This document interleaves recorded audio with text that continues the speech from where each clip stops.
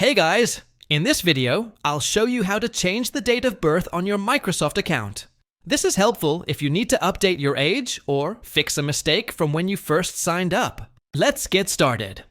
First, open your browser and go to account.microsoft.com. Sign in with the Microsoft account you want to change the birth date for.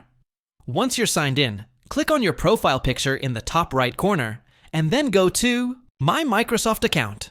Now look for the section labeled Your Info and click on it. Scroll down until you see the option that says Edit Your Personal Info. Click that. You might be asked to verify your identity with an email or text code.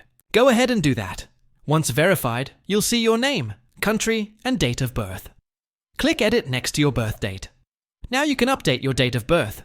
Choose the correct day, month, and year from the drop-downs. Once done, scroll down and click Save. If your account is for a child under 13, you might need a parent account to make changes, or it might redirect you to family.microsoft.com. And that's it! Your Microsoft account birthday has been updated. If you found this video helpful, hit that like button, subscribe for more tech tips, and don't forget to tap the bell icon.